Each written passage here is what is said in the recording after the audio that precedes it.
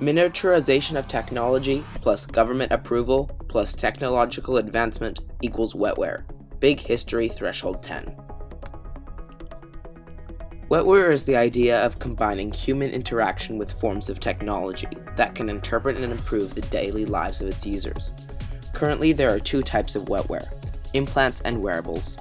Implants are implanted in the body, whereas wearables are worn on top of the skin. In order for wetware to really take off, however, public acceptance and approval is needed. Uses for wetware technology include medical uses.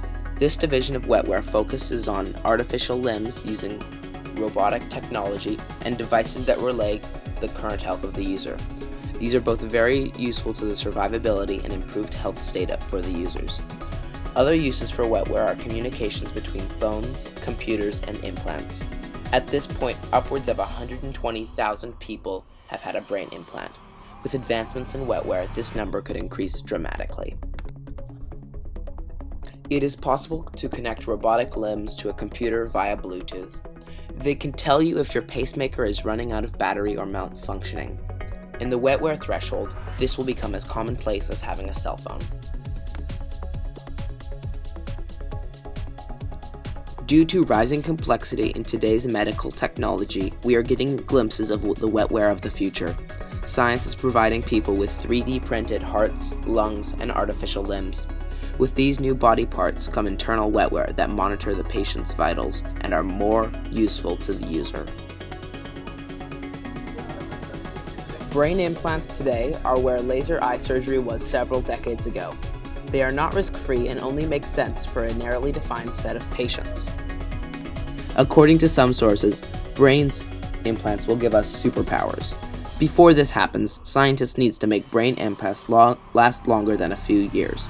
There are plans to make electrodes that are more compatible with the body and not cause scar tissue on the surface of the brain.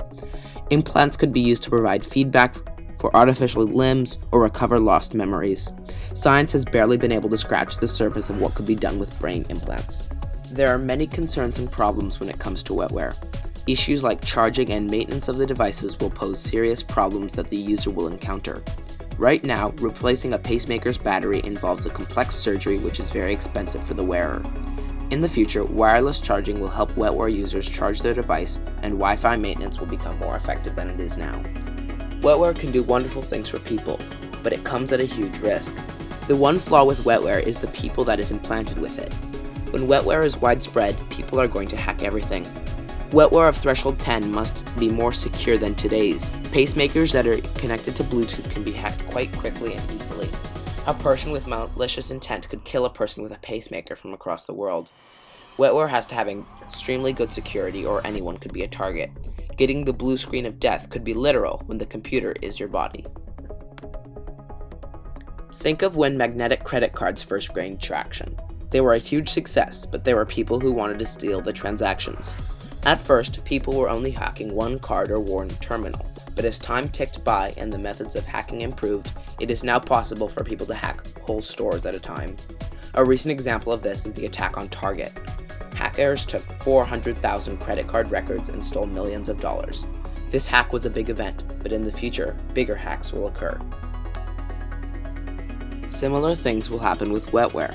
At first, hackers will only be able to access one person's biometrics at a time and mess with them. But when hackers can figure out how to get system-wide access, millions can get sick and die when their hearts and parts of their brain get turned off. This could be a mass genocide, which is why there must be some protection from hackers in order to keep a large population safe. Wetware security will never be completely solvable because there will always be holes in the programming left by the people or machines that program it. To manage the risks of wetware security, many people will become cybersecurity guards to protect the people with wetware from hackers. They will do this by writing code to create firewalls and blocking the wetware hackers from killing many people. Even though the wetware in the future will require lots of cybersecurity to keep people safe, the wetware revolution will take off because of its use to humanity. People will be excited to integrate technology more into their everyday lives so they can stay healthier and more connected with the rest of the world. Threshold 10 will be crossed when the public accepts and the government improves the use of wetware. This could be anywhere from 5 to 20 years in the future.